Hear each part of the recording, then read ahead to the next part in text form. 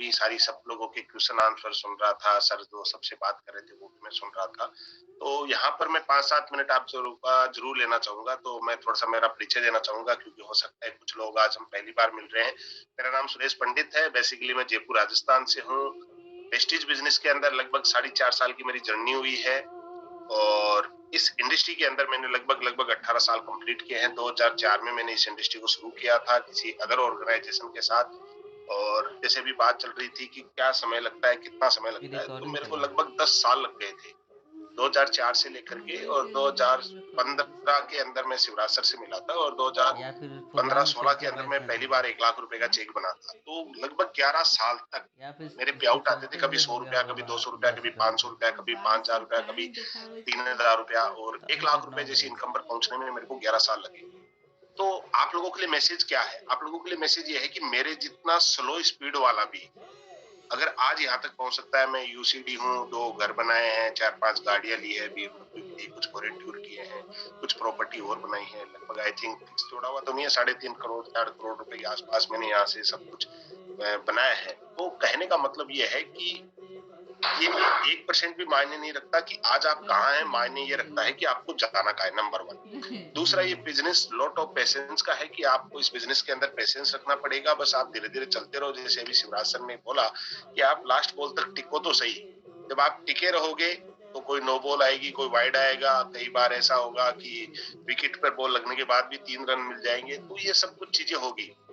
और इस इंडस्ट्री में आने से पहले की अगर मैं बात करूँ तो मैं एक प्राइवेट कंपनी के अंदर जॉब किया करता था, एक्वागार्ड। वहाँ पे मैं एज़ सर्विस डिवीज़न में था। मेरा काम था लोगों के घर-घर जाना और वाटर प्यूरिफायर मशीन को रिपेयर करना। इससे पहले सर्विस डिवीज़न से वहाँ पर एक सेल्स डिवीज़न में था। मेरा काम था लोगों के पास जाकर के और एक्वागार्ड के बारे में डेमो बताना। लेकिन मैं आपसे ये बात क्यों कर रहा हूँ? मैं इसलिए कर रहा हूँ क्योंकि मैं सेल्स अच्छा नहीं था। मैं अंतर्मुखी आदमी था, मैं किसी से बोल नहीं पाता था और उसका नतीजा ये था कि मेरे को जॉब से निकाल दिया गया था। कि आपकी कन्विंसिंग पावर बहुत ही कमजोर है, आप कोई भी अपना प्रोडक्ट लोगों को शेयर नहीं कर पाते हो और मैं कोई भी रिजल्ट नहीं ला पाता था। तो ये मैं बोलूंगा, ये मायने नहीं रखता है कि आज आप कहाँ हैं, आप कहाँ जाना चाहते हैं, दिस इज वेरी इंपॉर्टेंट। तो मेरे में वो स्किल्स नहीं थी, लेकिन जब पता चला कि अगर मेरे को इस इंडस्ट्री में काम करना है तो मेरे को ये स्किल सीखनी पड़ेगी क्योंकि ये जरूरी है।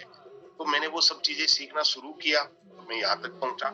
और यहाँ पर एक चीज जरूर बोलूंगा कि जब मैं एक्वागार्ड में था तो वहां पर हमारे एक ट्रेनर थे, आप लोगों ने नाम सुना होगा, संतोष नायर जी। एक बहुत बड़े ट्रेनर है, आज की तारीख में वर्ल्ड वाइज उनको जाना जाता है, इंडिया में बहुत बड़ा नाम है।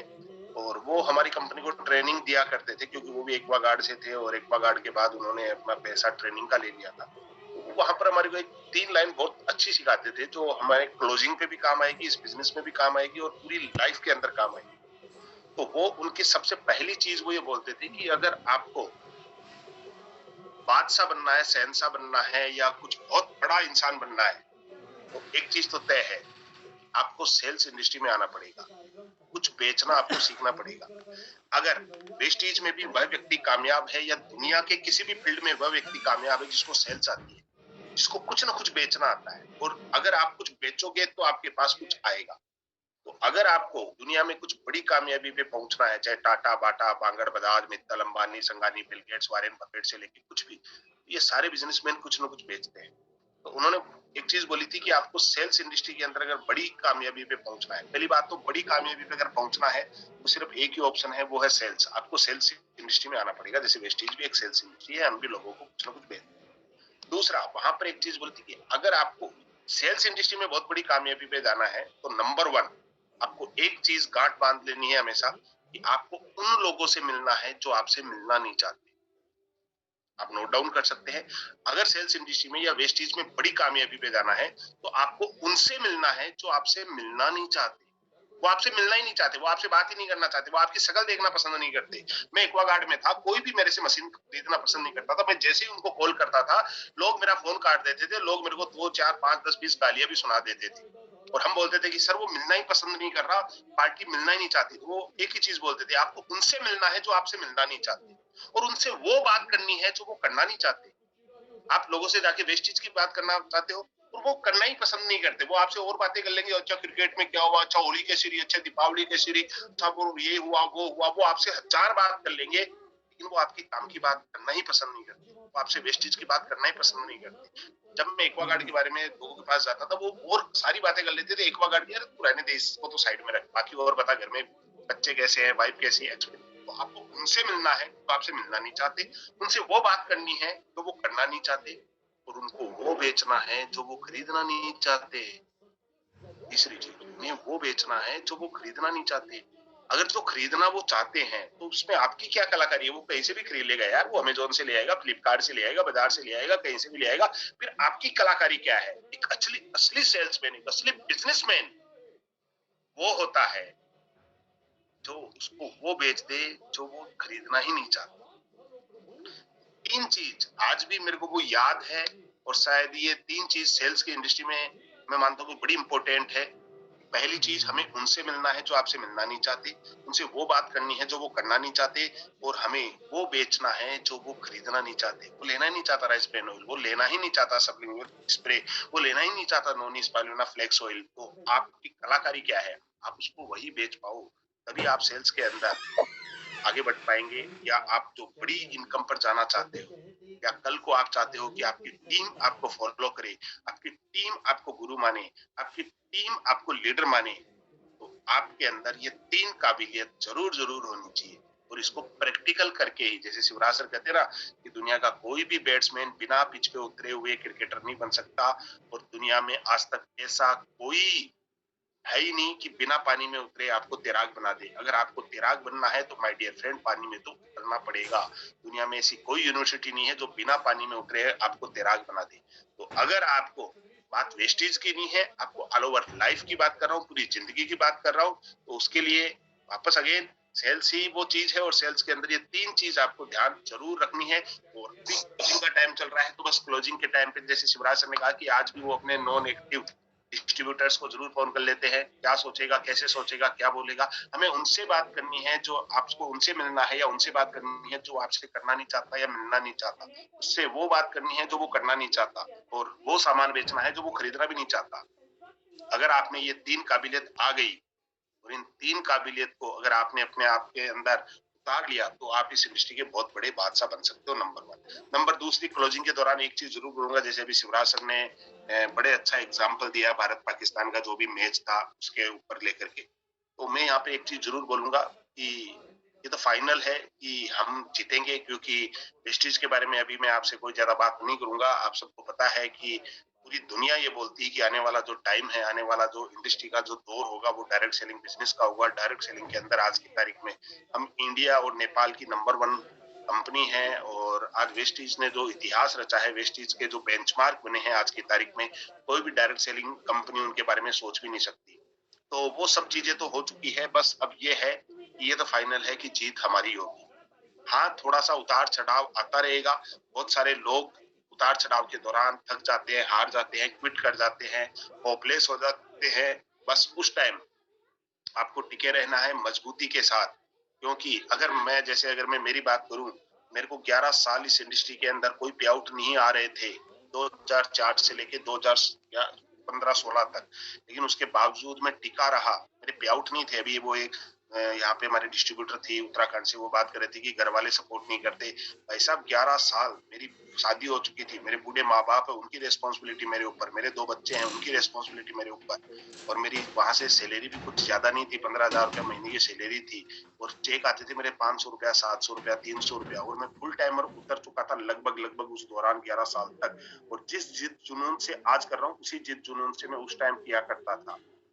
तो कोई भी सब मेरे को बेवकूफ, पागल, पता नहीं क्या क्या बोलते थे, लेकिन मेरे को जो चीज दिखाई दे रही थी वो उनको दिखाई नहीं दे रही थी। तो मेरे को पता था कि यही एक ऐसी इंडस्ट्री है जहां से वो सब कुछ चीजें हो सकती है। एक दिन की बात है, वैसे तो समय कम है। मैं किसी व्यक्ति को प्लान दिखा रहा था, मेरे मिलने वाले को, और मैं बता रहा था कि अगर आप यहाँ इस बिजनेस में टिके रहोगे तो आपको आने वाले टाइम में इस बिजनेस के अंदर लाखों रुपए जैसी इनकम पर आप पहुंच सकते हैं। उन्होंने मेरा चेक पूछ लिया कि बेटा जी आपका चेक कितना है अभी? तो उस महीने का मेरा चेक लगभग 3-1 लाख रुपए का था। मैंने कहा जी मेरा 3 लाख रुपए का महीने का चेक है। बोला कितना टाइम हो गया? मैंने कहा 5 साल हो गए, लगभग 4.5 साल हो गए अभी मेरे को, 4.5 साल हो गए। और 4.5 साल बाद सिर्फ 3 लाख रुपए का चेक? सिर्फ 3 लाख का मतलब क्या होता है? बस तो इतना सही। मैंने कहा आप क्या करते हो? वो दुकान करता था, मेरे को पता है। बोला जी मैं दुकान करता हूँ। मैंने कहा कितने साल से कर रहा है? बोला 20 साल से कर रहा है। अच्छा, मैंने कहा कितना कमाता है? बोला ये 50-60 हजार रुपया बच जाता है। मैंने कहा 20 साल से कर रहा है और वहां 50 हजार रुपए कमा रहा है, और यहाँ तेरे पास 5 साल का पेशेंस नहीं है 3 लाख रुपए जैसी इनकम पर पहुंचने। पेशेंस आप लोटो पेशेंस रखें। और लास्ट में जाते जाते एक छोटी सी स्टोरी से मैं बात को खत्म करूंगा। शायद क्योंकि मैं हमेशा एक चीज बोलता हूँ कि कुछ भी हो जाए जीतेगा फाइनल इंडिया ही, कुछ भी हो जाए जीतेगा वेस्ट इंडीज ही, कुछ भी हो जाए जीतेंगे हम सभी। हाँ, कुछ परिस्थितियां ऐसी ऐसी होती रहेगी। तो एक छोटी सी स्टोरी है जो मैं हमेशा मेरी ट्रेनिंग के अंदर वो सुनाया करता हूँ, लेकिन आज मैं यहाँ पे पता नहीं क्यों मेरा मन कर रहा है मैं आप लोगों को यहाँ पे आज बात करूं। तो एक बार की बात है कि कोई ऑफिस के अंदर एक कर्मचारी था, और वो एक ऑफिस के अंदर जॉब करता था। तो ऑफिस के अंदर छुट्टी उसको उसने एक दिन की छुट्टी ली, और छुट्टी लेकर के भारत पाकिस्तान का कोई मैच चल रहा था, उसने वो मैच देखने की तैयारी कर ली। उसको पता था कि 5 तारीख को भारत पाकिस्तान का मैच है। उसने उस दिन की छुट्टी ले ली। छुट्टी लेकर के घर में कोल्ड ड्रिंक नमकीन नमकीन जो भी खाने पीने का आइटम है वो सब भर लिया, और अपनी बीवी को बोल दिया कि भाई देख ऐसा है, आज मैच चलने वाला है, मैं पूरे दिन मैच देखूंगा, मेरे को कोई डिस्टर्ब नहीं करेगा, टीवी को रिचार्ज कर लिया, सब कुछ बढ़िया। और बच्चों को भी बोल दिया कि देखो आज मेरे को कोई डिस्टर्ब करने नहीं आएगा, आप अपने रूम में जाके खेलोगे क्योंकि आज भारत पाकिस्तान का मैच देखना। सब कुछ तैयारी, सुबह 9 बजे टॉस होने वाला था, उसी टाइम मैच पूरी तैयारी करके बैठा था, और उसी टाइम उसके पास उसके ऑफिस से उसके बॉस का फोन आ गया। और ऑफिस के बॉस ने बोला कि भाई आज तेरा ड्यूटी पे आना बहुत जरूरी है, बहुत ज्यादा इंपॉर्टेंट काम है, अगर आज नहीं आया तो तेरे को नौकरी से निकाल दिया जाएगा। बेचारे का पूरा दिमाग खराब हो गया, इतनी सारी तैयारी कर रखी थी, कोई बात नहीं है। और उसने टीवी का रिमोट उठाया, और टीवी को वहां पर उसने रिमोट उठा करके और मैच को उसने रिकॉर्डिंग पे चालू कर दिया कि चलो जी मैच को रिकॉर्डिंग पे डाल देता हूँ, और जब वापस आऊंगा तो जितना मैच है मैं पहली बॉल से पूरे मैच का मजा लूंगा, और पहली बॉल से मैं पूरा मैच देखूंगा। और रिकॉर्डिंग के चालू करके और ऑफिस चला गया। ऑफिस में गया, पूरे शाम के 4-5 बज गए, और ऑफिस में काम करते करते पूरा दिन निकल गया। और बंदे को पूरा एक्साइटमेंट ये था कि मैच पूरा लाइव देखूंगा मैं। उसने ना किसी से क्रिकेट की बात करी, ना स्कोर पूछा, ना कौन जीता कौन हारा कौन क्या हुआ, कुछ भी बात नहीं की, अपना काम किया। 5 बजे शाम को अपनी गाड़ी उठाई, और गाड़ी उठा करके अपनी कार लेकर के और अपने घर की तरफ रवाना हुआ। जैसे ही घर की तरफ रवाना हुआ तो एक बत्ती के ऊपर उसकी गाड़ी रुकी। जैसे उसकी बत्ती के ऊपर गाड़ी रुकी, साइड के अंदर और एक बत्ती के ऊपर, उसी बत्ती पर एक गाड़ी और रुकी, और उस गाड़ी के अंदर 4-5 लड़के बैठे हुए थे, और वो सारे लड़कों ने जोर से बोला, ओ इंडिया जीत गया, इंडिया जीत गया, इंडिया जीत गया। कहने का मतलब उसके कानों में वो सारी आवाज आई, और उसको पता चल गया कि फाइनल रिजल्ट आज के मैच का क्या रहा। जो सस्पेंस वो बना के रखना चाहता था, जो एक 1-to-1 बॉल का जो वो मजा लेना चाहता था, वो सारा मजा उनका किरकिरा कर दिया, क्योंकि उसको फाइनल पता चल गया कि फाइनल रिजल्ट इंडिया जीत गया। कोई बात नहीं, घर आया, घर आकर के वो वापस अपना सारा सब कुछ जमाया, और जमा करके उसने टॉस होने से लेकर के पूरा मैच देखना शुरू किया।